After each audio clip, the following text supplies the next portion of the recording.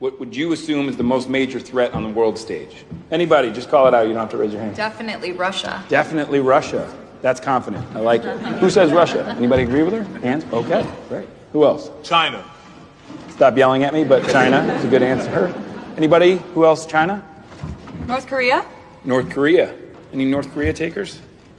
And Venezuela? Anybody? No? Oh, yeah. One guy in the back. A little worried about Venezuela. Everybody's cool with Venezuela? No threat? Okay. Let me ask you this. Which one of these places can claim to have the largest oil deposit on the planet? More than Saudi? More than Iran? Wow. Okay, what about things like gold? More than all the mines in Africa combined? The fact is that Venezuela is arguably the single greatest resource of oil and minerals on the planet. So, why is this country in the midst of one of the greatest humanitarian crises in modern history? Let's meet President Nicolas Reyes. After rising to power on a wave of nationalist pride, in a mere 6 years, this guy has crippled the national economy by half. He has raised the poverty rate by almost 400%. Luckily for the rest of us, he's up for re-election. So, who's running against him? This is Gloria Bonalde. Now, Gloria is a history professor turned activist. She's running against him on a social justice platform and on the strength of, in my humble opinion, just not being an asshole. Analyst predictions, as of today, have the chances of Venezuela's total economic collapse at 87%. On the news, they'll call it a crisis. But on the world stage, they'll call it a failed state. If you've never heard that term, other examples of a failed state in recent history are Yemen, Iraq, and Syria. And if that's not bad enough news for you, well, Venezuela is also the only one of these places within 30-minute range from the U.S. of next-gen nuclear missiles. You will not hear about any of this on the news because the biggest players on the world stage do not want you to. To them, unstable governments are nothing more than the greatest of opportunities. So, Russia, China, can never be the most major threat until countries like Venezuela leave the door open to our very own backyard. If I talk to my number two adversary in the region, Russia, I mean, I've got, of course, the countries, Cuba, Venezuela, and Nicaragua with Russia relationships, but why this region matters with all of its rich resources and rare earth elements. You've got the lithium triangle, which is needed for technology today. 60% of the world's lithium is in the lithium triangle, Argentina, Bolivia, Chile. You just have the largest oil reserves, light sweet crude, discovered off of Guyana over a year ago. You have Venezuela's resources as well with oil. Copper, gold. We have the Amazon, lungs of the world. We have 31% of the world's fresh water in this region too. I mean, it's just off the charts. We have a lot to do. This region matters. It has a lot to do with national security, and we need to step up our game. This video shall examine the military intervention in Venezuela, January 2026, within the context of the terminal decline of the petrodollar system. I argue that the US assault on Caracas serves as a defensive enforcement mechanism against de-dollarization. Simultaneously, we shall posit in this video that the global economic crux is shifting from the Atlantic-Pacific axis to a Middle Eastern land-sea hinge facilitated by the Abraham Accords, culminating in an Israeli-led Pax Cabalica via the Ben Gurion Canal, the IMEC corridor, and of course the East Med pipeline. The recent military escalation in Venezuela, marked by the pre-dawn capture of Nicolas Maduro and the bombing of Caracas, represents a watershed moment in 21st century geopolitics. But of course this shall come about in an incremental manner, and it will be the product of another world war, another global conflict, where these superpowers will knock each other out. And of course, the Pax Cabalica will emerge from the Middle East relatively unscathed. The recent military escalation in Venezuela, marked by the pre-dawn capture of Nicolas Maduro and the bombing of Caracas, represents a watershed moment in 21st century geopolitics. While the official narrative centres on restoring democracy, halting the flow of fentanyl and cocaine, and ending a dictatorship, a deeper analysis suggests a much older and more cynical motive. This intervention is the latest chapter in a long-standing pattern of American foreign policy, the use of the hard way to maintain the global dominance of the US dollar. It's also, of course, the modern echoing of the Monroe Doctrine. So during his political ascent, Donald Trump campaigned on a platform of America First, explicitly decrying the reckless interventionist globalism that characterized the Bush and Obama eras. He labelled the policy of regime change an absolute failure, citing the chaos left behind in Iraq, Libya, and Syria. Yet the current reality contradicts that rhetoric and indicates a continuity of agenda. The administration's pivot to a safe, proper, and judicious transition in Venezuela is, in essence, the same nation-building business the public was promised would end. The justification for this shift mirrors the lead-up to previous conflicts, just as the threat of weapons of mass destruction was used to justify the 2003 invasion of Iraq. Chemical narcotic weapons and hemispheric terrorism are now being invoked regarding Venezuela. The rhetoric of democracy and freedom, serving as a beacon of hope, is a familiar refrain, one that historically precedes the destabilization of resource-rich nations. So what is the true value of Venezuela? Well, to understand why Venezuela is the focus of such intense military pressure, one must look at the ground beneath its citizens' feet. Venezuela possesses the largest proven oil reserves on Earth, approximately 303 billion barrels, 33 of course. However, that accounts for around about 20% of the global reserve supply. That surpasses, of course, even Saudi Arabia.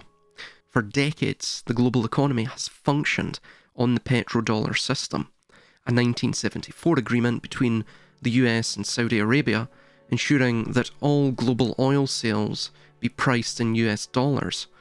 This creates an artificial constant demand for the greenback, allowing the United States to print money and maintain a massive trade deficit, while the rest of the world toils to acquire the currency needed to buy energy. Thus, of course, it also allows them to export their inflation, so to say. This permits them the artificial world hegemon mantle, and thus they have the unipolar Anglo-American, or just in this era now, American empire. So that's what it allows, this sort of petrodollarization of the entire world. So on the crime of de-dollarization, and something we've seen ramp up in the last maybe 20 or 30 years, and in fact it actually informs any analyst in viewing, the regime changes in Iraq, Libya, of course the one that's ongoing in Iran right now and has been ongoing for several decades at this point, if not longer. The one, of course, in Syria, the ousting of Bashar al-Assad. Israel also had a hand in that as well. They'll seek to expand their borders, and of course the Yisrael Hashlema, the Greater Israel, into these regions. And of course a weaker neighbours is something that the mad dog of Israel also desires as well, as part of their geostrategic policy. And of course as well what we see in Venezuela at present, right? Venezuela in terms of drugs does not really account for a great deal of the drug trafficking. In fact, Mexico, Colombia, And there's several other ones throughout the Southern Caribbean, and also as well in just Latin America in general, that accounts for a greater share of, firstly, the deaths from drugs, and of course, subsequently, that of the pushing of narcotics in to the continental United States. This pretext of drugs is rather phony. In fact, I believe Trump, in his Mar-a-Lago address on this situation, he mentioned drugs 9 times, and he mentioned oil 27 times. So you tell me what is more important in this situation, right? Now, of course, that's just merely one layer of this narrative web. We'll uncover more as we go through this video. So, the unforgivable sin committed by the Maduro administration, or regime, take your pick, was not its domestic policy, but its active move to ditch the dollar. Since 2018, Venezuela began pricing its oil in Chinese yuan, euros and rubles. Furthermore, its push to join the BRICS nations, Brazil, Russia, India, China, and South Africa, plus a litany of others, of course, those are just the founding members, threatened to create a direct payment channel that bypassed the US-controlled SWIFT system, and of course it would have cemented it with Venezuela becoming involved. The amount of oil reserves that they have at their disposal, well, in reserve at least, even though it's of course a heavier, I believe it's called a heavier crude, which means that of course it has to be processed to a greater degree, which lower profits, of course. However, that said, it has this great abundance of oil that would have effectively, well, destroyed the US petrodollar right there and then if this regime change operation had not gone into effect, a few days ago at the time of recording this video. And furthermore as well, 3 hours before this raid and kidnapping of Maduro, you had the top Chinese diplomat convene with Maduro on this very thing regarding access to, of course, oil, Venezuela's oil, but also Venezuela's lithium and gold deposits and other rare earth mineral deposits. Venezuela is in the lithium triangle. This is crucial in the development of digital technologies going forward and within the AI arms race. So these are the primary reasons for the invasion and for the kidnapping, which, by the way, is absolute. That sets a very dangerous precedent going forward, but these are the reasons for it on that geopolitical level, as far as the narrative goes. Anyway, as we've mentioned, history shows a clear pattern for leaders who challenge this monetary status quo. Saddam Hussein, he attempted to switch to the euro for oil sales. Subsequently, he was invaded. Muammar Gaddafi, and he was executed as well, and he was executed on live television, and it was broadcast everywhere, because, again, this is mob tactics. You're setting an example to ensure the mitigation of recidivism, right? Meaning you're deterring repeat offenders. You don't want repeat offenders. In fact, Trump addressed this within his press conference. And then we have Muammar Gaddafi. He proposed the gold-backed African dinar to replace the dollar and franc. He was subsequently overthrown. Nicolas Maduro partnered with the de-dollarization axis of BRICS, China, Russia and Iran, subsequently targeted by military force. He'll probably be, murdered in prison, right? Or whatever may happen. Who knows at this point? So the invasion of Venezuela is less a show of strength and more an act of panic by a desperate, decrepit empire. It's, America is basically in an abysmal state, domestically speaking. And most of these empires destroy themselves from the inside out.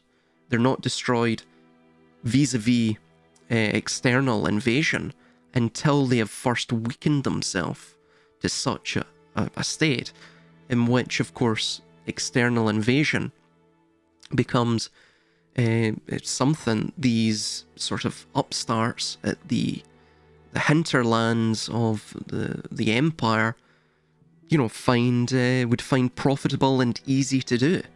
Of course, you have the likes of Western Rome with Odoacer and his invasion.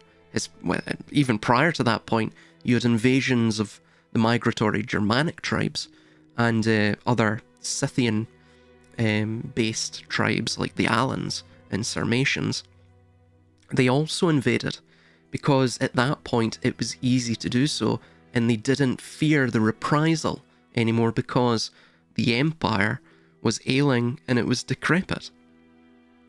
And it didn't even believe in itself anymore, which is fundamentally what you're beginning to see with America. This whole freedom and democracy malarkey, it's not working anymore. People are seeing that the neoliberal world order is in fact a lie. And the mass propaganda is, well, it's effectively done for. The mainstream is dead. The legacy media is dead.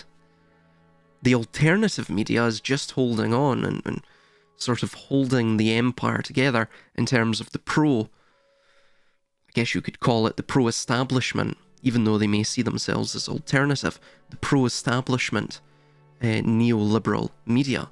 So effectively it's this sort of aging warrior, this aging leader, America that is, who is showing the rest of the world that, look, we still can act in a wild manner. Do not fuck with us, basically. In fact, Trump actually stated this, I believe, in a press conference prior to this event.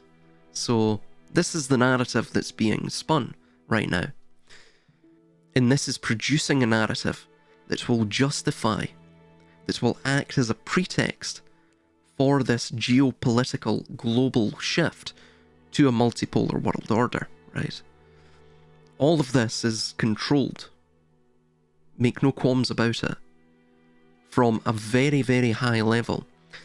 What you're seeing is an engine, a hyperstitional engine of history, and it's being established and re-established by scriptwriters who form the ruling class, who form the alchemical apex of the hierarchy, the unseen hand of this hidden empire that is putting all of this into effect to eventually yield,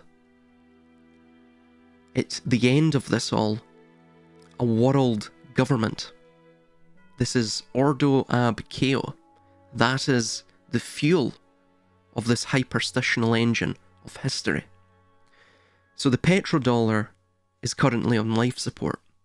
Russia is already trading in yuan, Saudi Arabia is considering the same, and China's CIPS, or just KIPS, cross-border interbank payment system, now connects thousands of banks globally without the need for US oversight. If Venezuela, with its 303 billion barrels of oil, were to fully integrate into the BRICS payment system, it would provide the death blow to the dollar's status as the world's reserve currency. The US military is being used not to spread freedom, but to enforce a currency that can no longer compete on its own merits. And as the empire enforces its currency with bombs, the message to the global south is rather clear: fall in line or face intervention. However, this aggressive posture typically signals the end of a monetary era rather than its rejuvenation, of course. You do not abduct leaders to defend a strong currency. You do it to delay the inevitable collapse of a weak one. This is not a show of strength. I want to make it clear to any magatards out there. This sets the precedent that America is desperate, it's decrepit, and essentially it lacks any sort of directionality. Literally kidnapping the leader of a sovereign nation to parade him like Caesar would parade Vercingetorix. Or, you know, the Germanic barbarian leaders would be paraded through, you know, the streets of Rome. But eventually, of course, the barbarians learned the ways of Rome. They learned their military tactics, they learned their administrative techniques, and they destroyed Rome, right? Because Rome eventually lost sight of itself. It wasn't just about its currency, of course.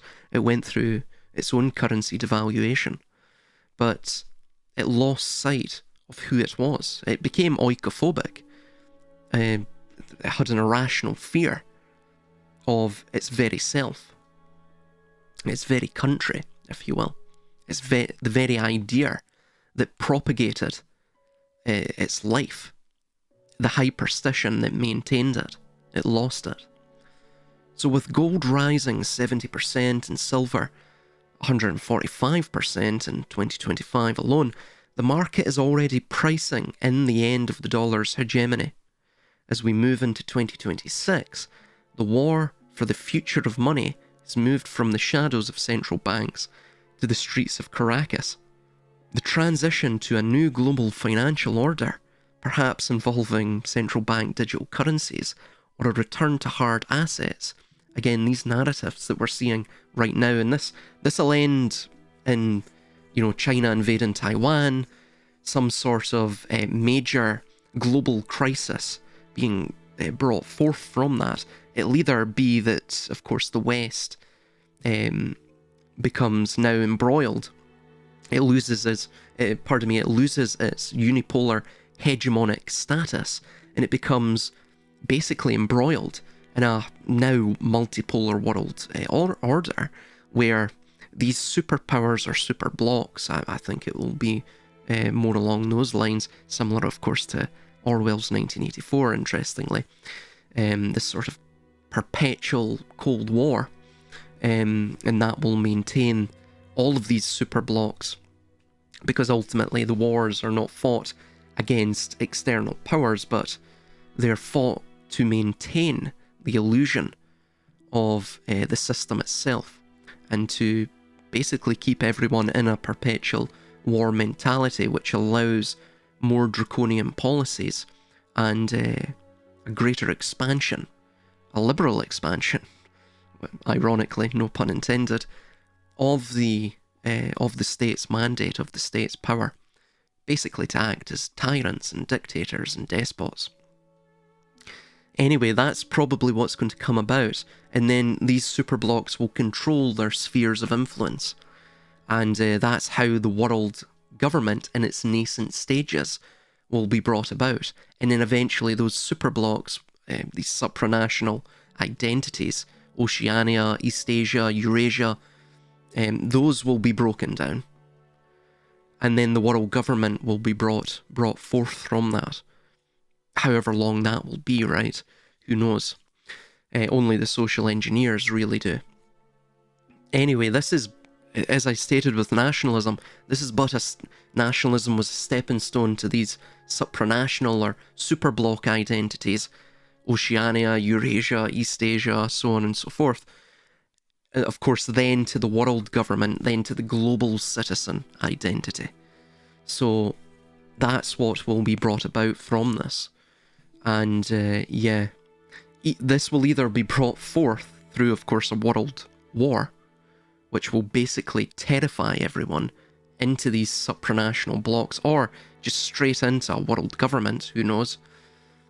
Or, of course, it will be simply brought about by some sort of global economic collapse, perhaps in the West, most pronouncedly, but perhaps reverberating throughout the entire globe as well.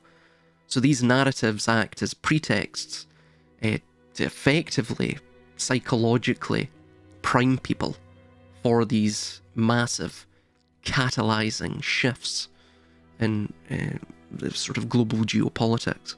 So as noted by Borger in 2026 of The Guardian, and The Guardian's a rag, but I found this an interesting quote, and it shows the sort of irony of what we're seeing to be the new geopolitical and geostrategic policy, the foreign policies of these various superblocks that are emerging.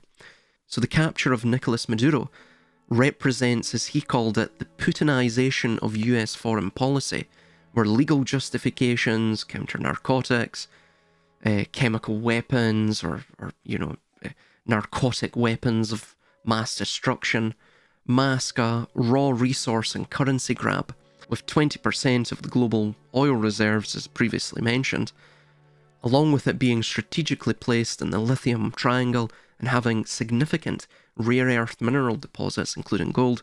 Venezuela's move to sell in yuan and rubles obviously presented an existential threat to US dollar hegemony. So, building on this pattern of currency enforcement and resource control, the shift in Venezuela is not an isolated event. It effectively is going to act as a precursor, one of many precursors, to a larger transition where the mechanisms, of global power migrate from a declining host empire, the United States, towards a new commercial crux centred in the Middle East. And this may take several decades, it may take a century, right? But it will happen. And this transition culminates in what some geopolitical theorists call the Pax Cabalica. In fact, they call it the Pax Judaica, but I think the more precise term is the Pax Cabalica. And so this will basically be a period of stability enforced by the control of the world's most vital trade routes, with Israel emerging as the empire of those routes. In fact, it will be the empire of the route, that's why I call it. Or the empire of the corridor, and we'll go into this. But everything you're seeing the United States do is basically preparing Israel for this sort of, takeover of the Middle East, this for the emergence of their own sphere of influence as an imperial power, a sort of techno-imperial power, a techno-commercial imperial power, really. So that's fundamentally what you're seeing, and it's incrementally coming about, and eventually, just like the British Empire was, basically resigned to the dustbin of history because it had already fulfilled its use, and its sole purpose, its sole use, was to basically engage in World War I and World War II, so that, along with the rest of the European powers, to thus weaken the European powers, and from that the pretext was drawn for the creation of Israel as a nation state. And with the death of the United States, we will go from the nation of Israel to the pretext being provided for the creation of the Pax Cabalica, the empire of the root, the Israeli empire, effectively. So for the last half-century, the United States has served as the military guarantor of the global financial system. However, as the petrodollar weakens, the centre of gravity is shifting. Israel, long termed America's aircraft carrier in the Middle East, is transitioning from a strategic outpost, so-called, into an independent imperial power, right? By almost parasitizing this host empire of the United States. In fact, we actually see that one of the first individuals to congratulate Trump on this, little special military operation, should we say, was Nate Rothschild, interestingly enough, right? So this shift is facilitated by the construction of massive infrastructure that renders traditional choke points like the Suez Canal obsolete. So the first one is the Ben Gurion Canal. So this is the centerpiece of this new era. And the Ben Gurion Canal project, which has been, touted since 1963, it's just awaiting basically it's awaiting a justification, a pretext, just like the East Med pipeline was awaiting that too. So it's an ambitious $55 billion plan which seeks to cut a 293-kilometre waterway through the Negev Desert, connecting the Red Sea at the Gulf of Aqaba to the Mediterranean. So unlike the Suez Canal, which is shallow, sandy and prone to blockages, as seen with the Evergreen incident, the Ben Gurion Canal is designed with 2 lanes for simultaneous two-way traffic and the depth to accommodate the world's largest nuclear-powered vessels. By the way, the Evergreen incident was probably instigated by Mossad for this, to ensure that the Suez Canal looked like it was outdated, and thus it sort of generated an incremental soft pretext for this Ben Gurion Canal, right? These things are all adding up to bring these, to bring basically Israel control of these commercial choke points, which would allow them to become effectively the hegemonic power of the world. They would have a disproportionate control over global trade, global resources. And of course that would make them de facto the hegemon of global power. And of course as well, this would permit them the depth to accommodate the world's largest nuclear-powered vessels. And this is why they've recognised Somaliland, because effectively they have to control that choke point at the Red Sea. I forget what the strait's called, but effectively it's the gateway into the Red Sea. They're also investing in ports there because they're going to grow the Israeli Navy. They're going to become a global power. And the US is basically going to die a slow and agonising death within the next global conflict. And of course this is all being set up by Israel and Mossad. Basically everything you're seeing is to bring about Israel as a world hegemon with this empire of the root. By the way, even the immigrants and the immigration that we see into the UK, Europe, all of that is to create what I have called the sort of buffer class, which will serve as the administrative caste for the IMEC corridor, which will begin in India and it will go through, of course, Israel, and it will end in basically the UK. So that's why you have large enclaves of Pakistani and Indian populations specifically in the city centres, because cities are, of course, the commercial hubs which will service this emerging and future IMEC corridor, right?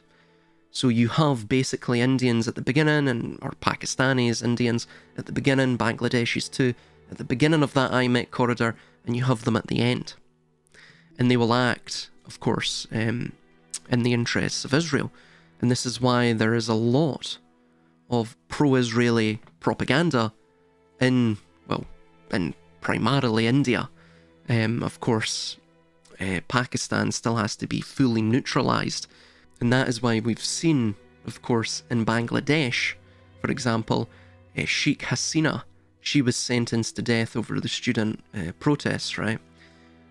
It's to send a message to the rest of the political class in Bangladesh: don't mess with us, right? She mentioned that all of these student protests were a sort of colour revolution brought about by primarily Mossad and, of course, the CIA, but they're synonymous. They're synonymous bodies.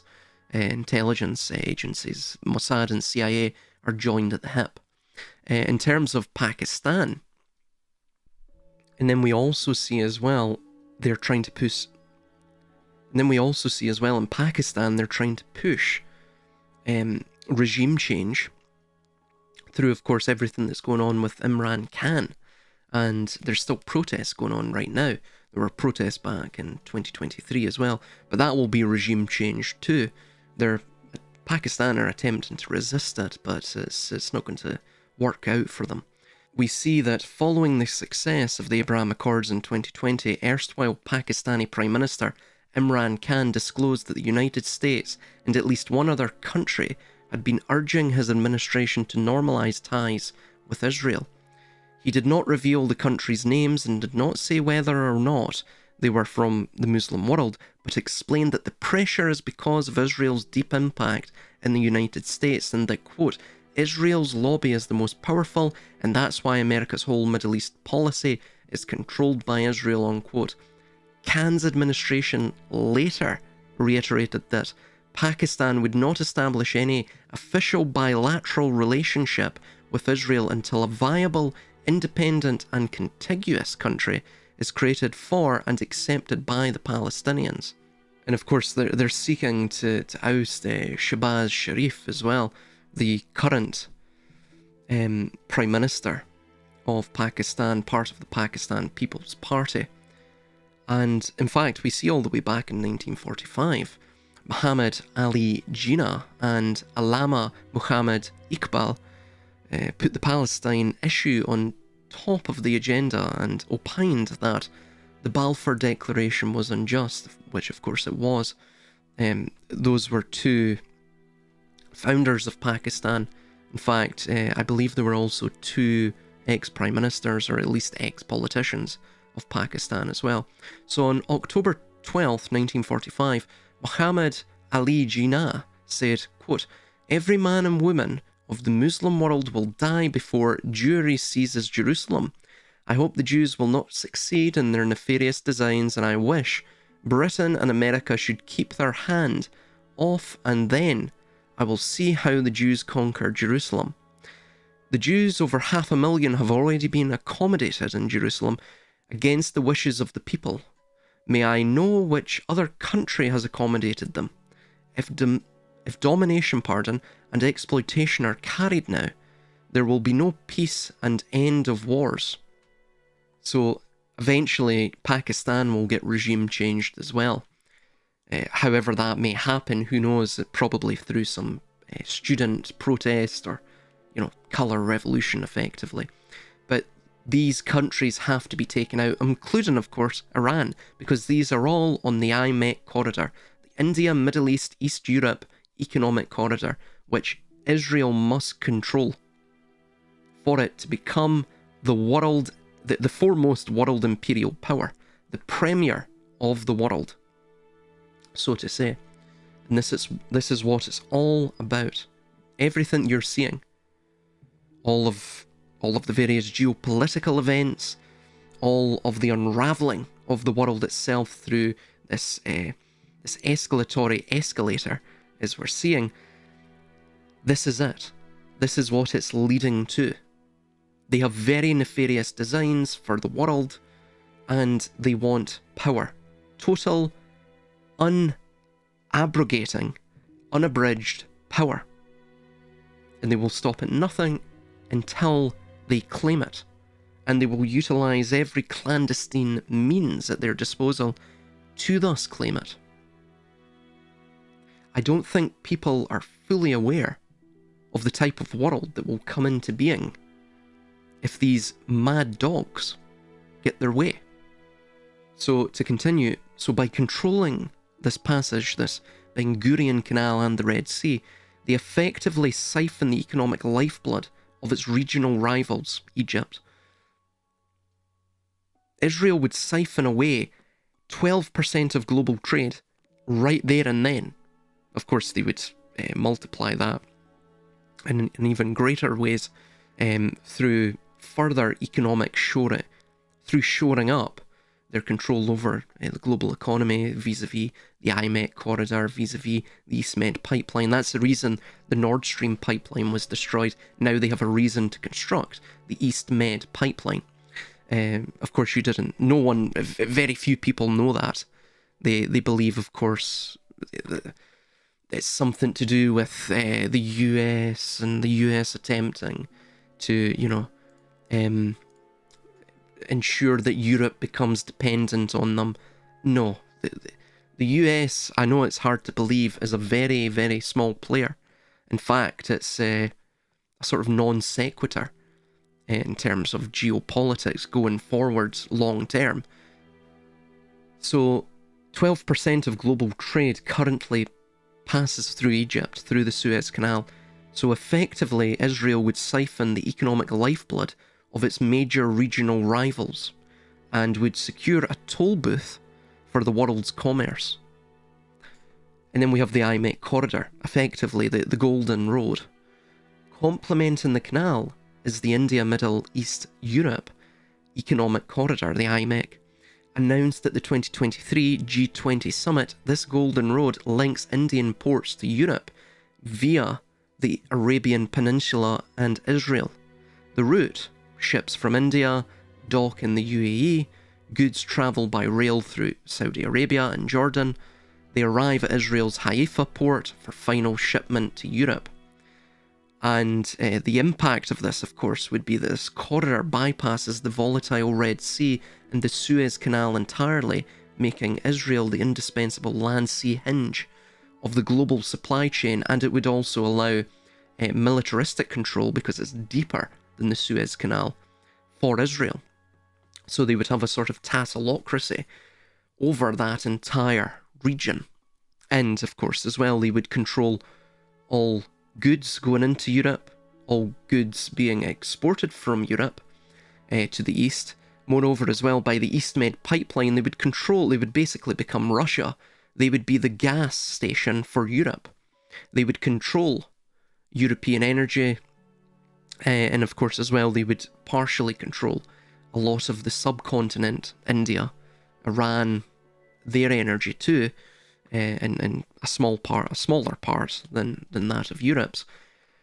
So effectively, what you're seeing in Europe with all of the anti-Israel sentiment, well, all they would say is, you better stamp that out, European puppets, European client states. Israel would say this.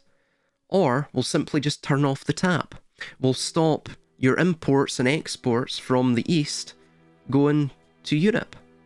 And we'll just basically cut you off economically and destroy you. So you'd be totally in bondage to Israel.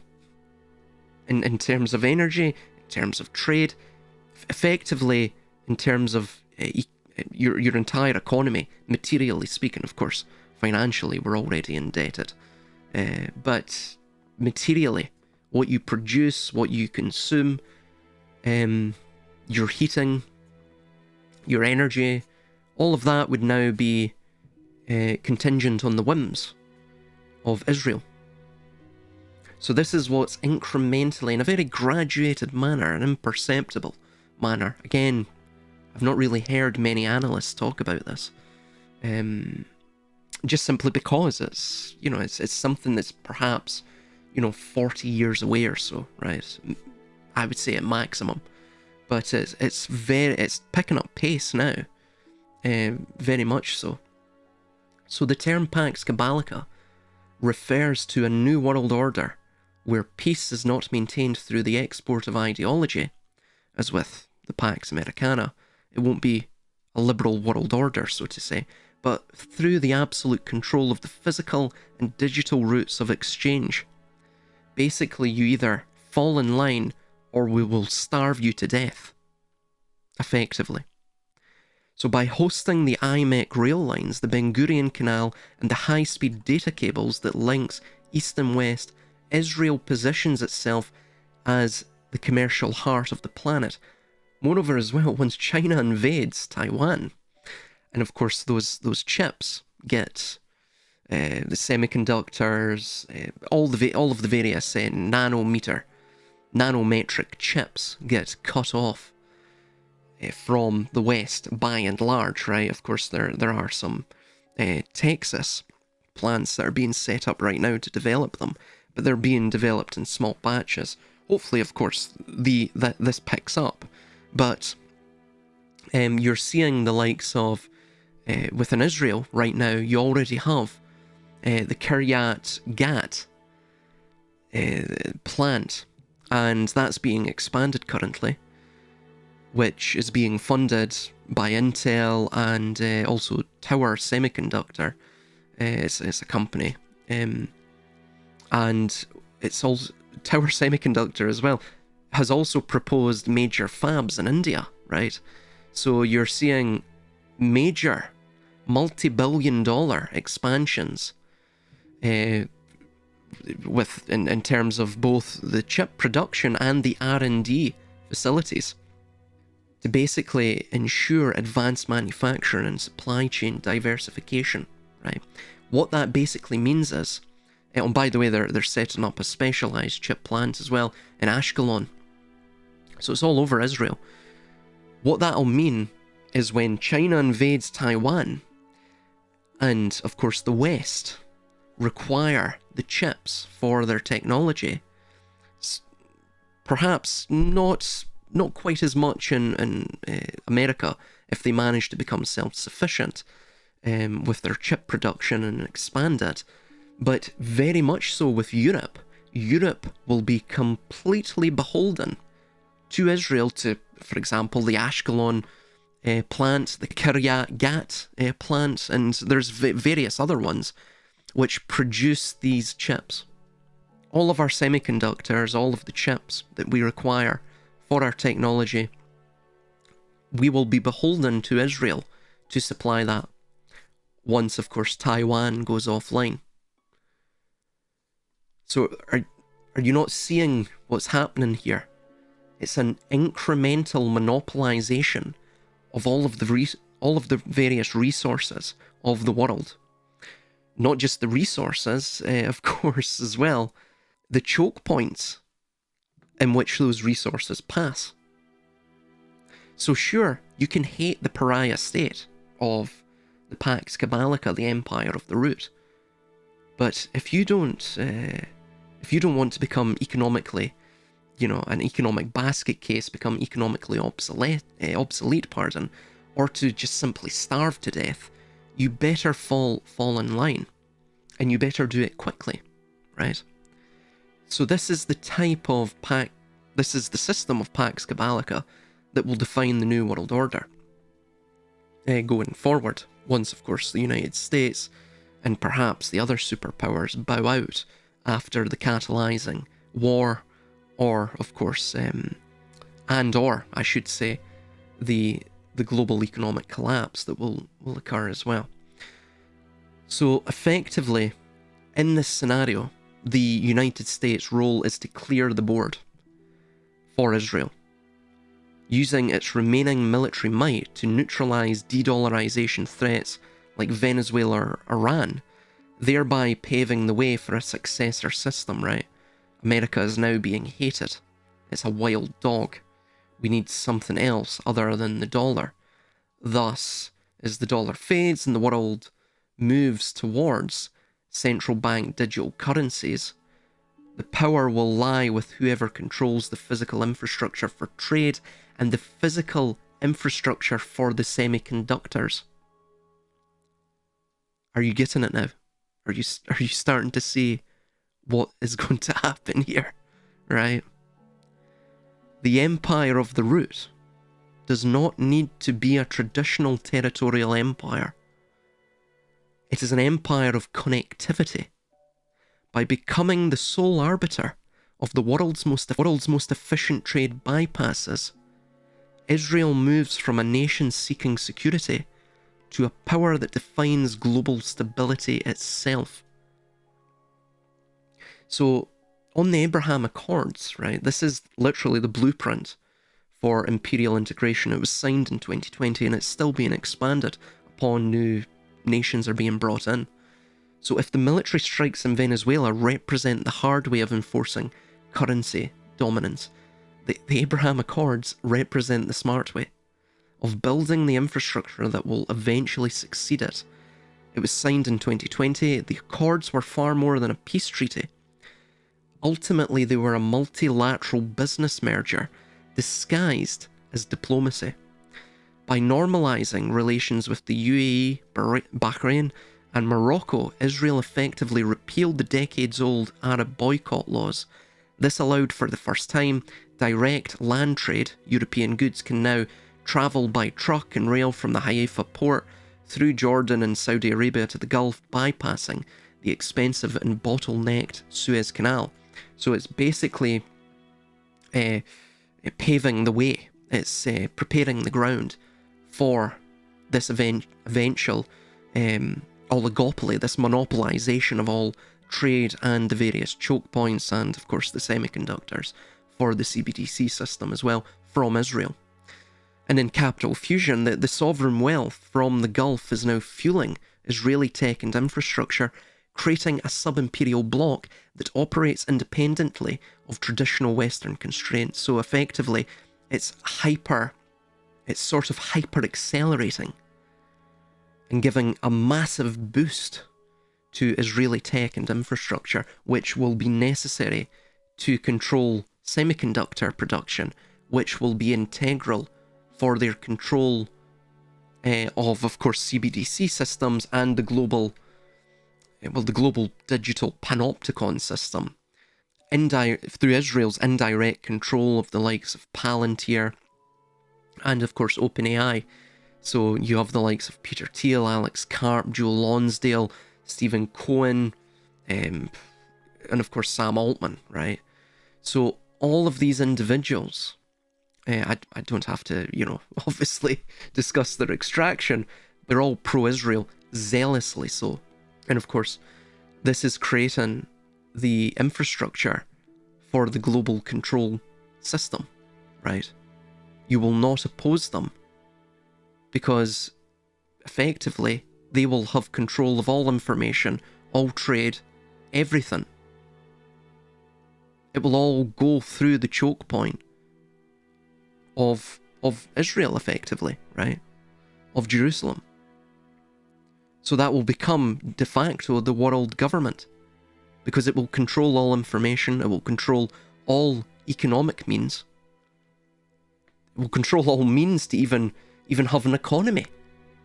I mean, it's staggering. This is the first, basically, it's the first empire that's been built and maintained solely through techne, right? This basically technologies, artifices of sheer ingenuity. I mean, it's absolutely staggering, and yeah, it's a terrifying world, by the way, because I don't know if you've read the Old Testament, that which fuels the project of that is Israel, but and of course even the most popular and populist cult within Israel and around the world with the diaspora, that of Chabad Lubavitcher. But if you read their Tanya, they have a very supremacist viewpoint, one that effectively sees everyone else as mere slaves, animals in human form. And it's extremely dangerous, that's all I'm going to say. And sure, it's not exporting this ideology like what we saw with, of course, Britain in the latter half of its empire. I say its empire, of course. It's the empire of the banks and the financier class who are also behind this final empire of history, we could say. But of course, it was behind the American empire, this sort of exportation of liberal democracy and quote-quote freedom, right? Of course, all basically hot air, complete lies, a facade, a charade for conquest. Rome had a similar sort of exportation of the idea of Romanization and civilization as well, and civilizing the barbarian. So yeah, but now we're going fully towards a sort of in-group supremacist ideology that's contained within the elite and the domestic population, or the imperial stock of the empire itself. And then it has this sort of control of who it sees as basically servants, sort of the servile masses of the broken nations that it controls through, total monopolization of trade, the various choke points, and of course control of the public square and of all information. Complete full spectrum dominance. So the Accords, the Abraham Accords, provided the diplomatic foundation for the India, Middle East, Europe Economic Corridor, IMEC, announced in late 2023. This corridor is the Western answer to China's Belt and Road, right? That's how it was sort of touted and advertised. Of course, it only serves Israel's interests. So it positions Israel as the essential bridge, conveniently so, for a massive flow of goods and energy from India to Europe, because the IMEC utilises a land bridge across the Arabian Peninsula.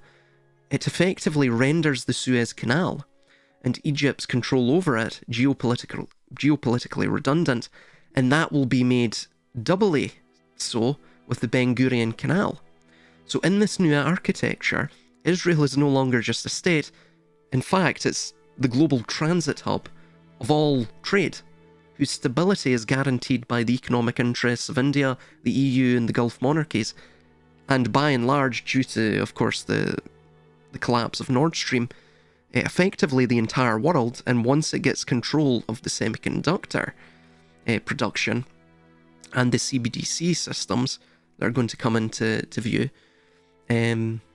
with the eventual war between at least China invading Taiwan, but perhaps a Chinese, American / Russian conflict, it will permit them total control of everything.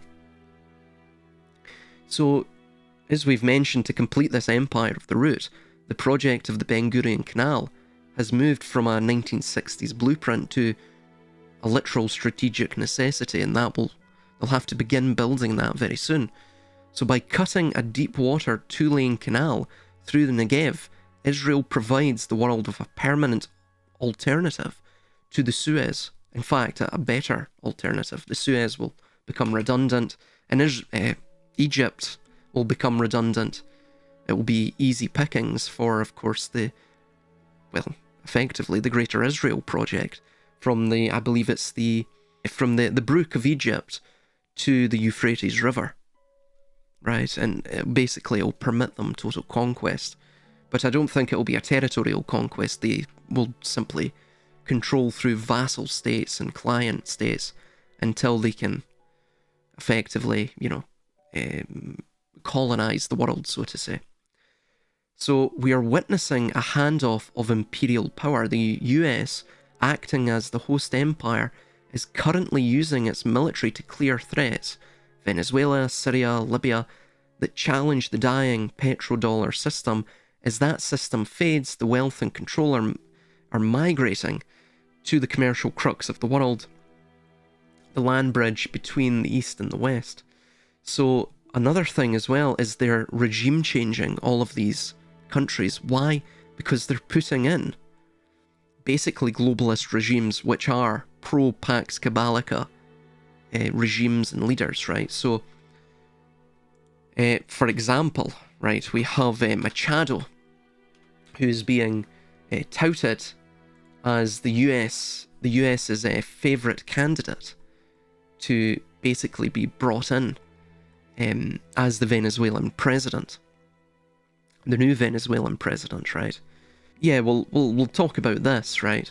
So the current vice president may step in to call for new elections in Venezuela that will likely result in a transfer of power to a US-favoured candidate like Maria Corina Machado, right? And she actually stated in 2019, she stated that, it states here, the headline, top Venezuelan opposition figure Maria Corina Machado, asks Jewish expats to return. So she thanked Netanyahu for recognizing Juan Guaido as interim president and says she hopes many who were forced to leave will now come back to rebuild the nation. And Maria Corina Machado is positioned as the sanitized vessel intended to replace the shattered vessel of the Maduro regime, or administration, whatever your opinion may be. Her explicit alignment with the Pax Cabalica is evident through her formal alliance and public vows to reconfigure Venezuela's geographic, economic and spiritual alignment towards the empire of the root. So Machado's political movement is not merely a domestic opposition, it's actually an integrated node of the global technocratic structure. And she's even stated that she'll open up Venezuela, and this was at an America's conference, I believe, in 2018 or 2019, that she will open up Venezuela to foreign investment, which will be a $1.7 trillion economic opportunity, which of course the Venezuelan people are never going to see that. Basically what that economic deal is she will get kickbacks and bribes as the sort of careerist political prostitute that she is, and of course basically all of the various multinational corporations which are linked of course to this grander empire of the root which shall emerge from Jerusalem. They shall steal and pilfer all of Venezuela's natural resources, exploit them, and effectively bleed them dry, as we see throughout the world wherever this has occurred. I mean, Britain's a prime example. We are now being bled dry. We were being bled dry, of course, during the empire. The people never saw any of the wealth of any of these empires, because these empires were merely host empires of a far more hidden empire that's now about to rear its ugly head from the shadows that it has been lurking within and busily plotting against the entire world, right? It's about to emerge from these shadows. So, of course, we had the Likud protocol in 2020. Machado personally signed a formal alliance between her Venezuelan political party and Israel's Likud party. I believe that's Netanyahu's party, if I am not mistaken. Yes, it is. Likud. It is his party. I was correct. And then she has repeatedly vowed that, if installed in power, her government will move the Venezuelan embassy to Jerusalem. Of course, Maduro was pro-Palestine, anti-Israel, so becoming Israel's strongest ally in Latin America, and Machado has explicitly declared the struggle of Venezuela is the struggle of Israel, framing the removal of Maduro as part of the broader war against the Iranian axis of evil.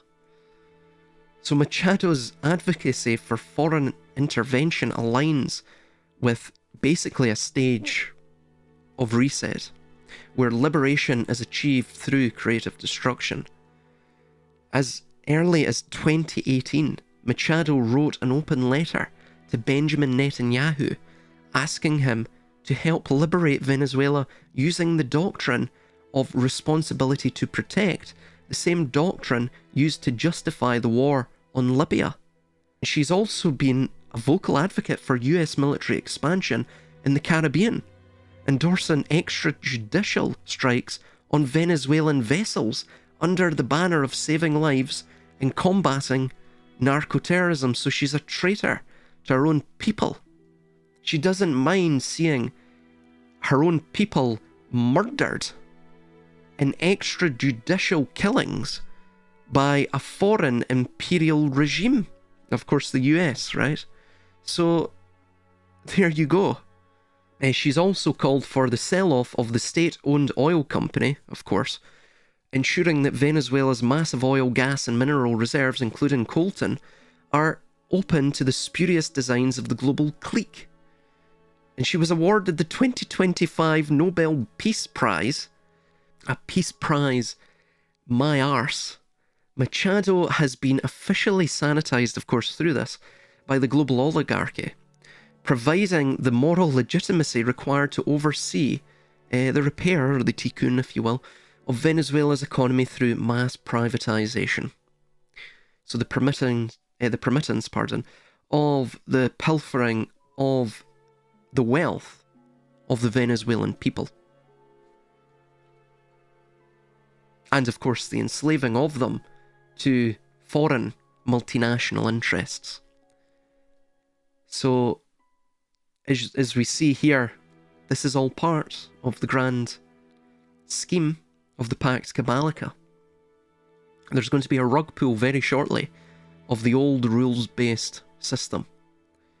And it's effectively intended to demonstrate that the Grand Architect operating through the US and basically all host empires throughout history through what I call this system of human rotational farming, which is about to come to an end because they're about to emerge as the dominant global force from here on out. I believe they think that will be ad aeternum, so basically into eternity. They now possess the total freedom, if you will, to reset this world the way that they wish. It's a great reset. It's a great reset. And all of these various morons in both America, Canada, God, even some of the Venezuelans are celebrating because I think they don't realise what's coming. Right? It was like the Iraqis were celebrating when Saddam was taken out, and look what has happened to Iraq since, some of the Iraqis even want, they sort of get teary-eyed and nostalgic about those days, right?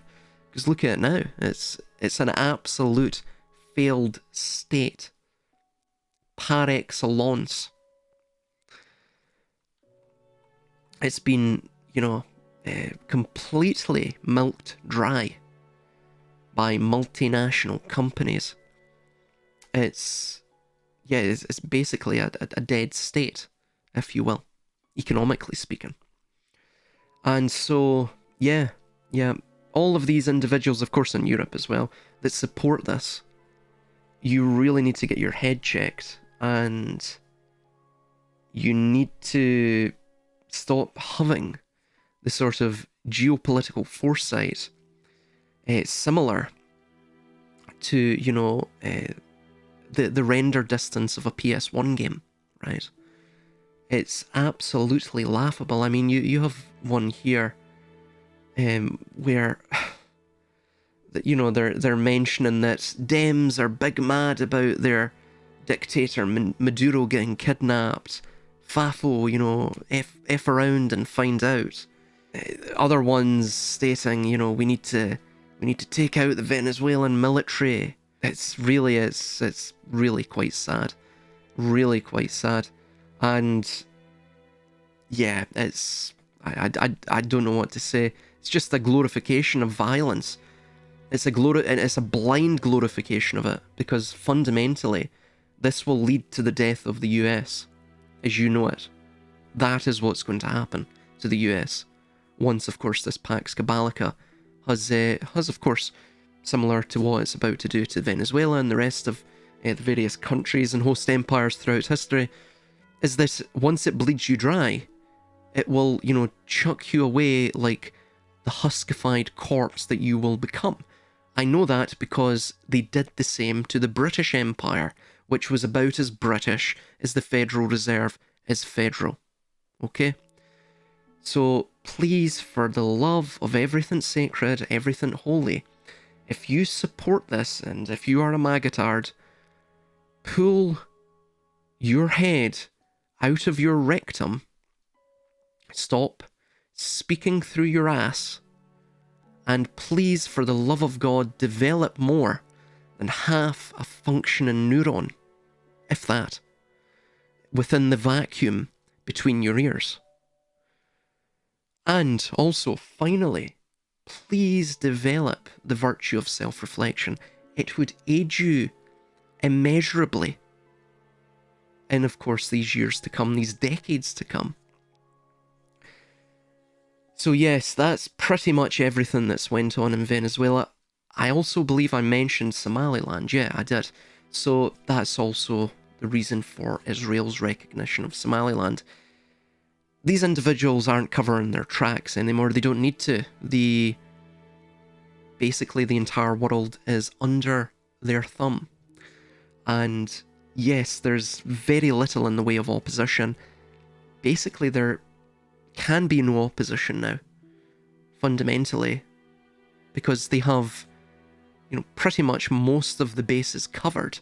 Economic, military, political, got even social and legal, right? If you speak out against them, you're liable for, of course, imprisonment in certain countries. So, or of course, extrajudicial killings, as we've seen. So, yeah, really, that is their maximum of control. It is FAFO. It is, if you fuck around with the Pax Cabalica, you will find out, right? So yeah, this is how the illegitimate system will legitimize itself through an atmosphere of pure unbridled fear and, of course, murder, mayhem, and violence, because they're criminals extraordinaire, and they've always been criminals extraordinaire, this financial ruling class. So yeah, that's pretty much it. Thank you for listening to me, and yeah, have a good one.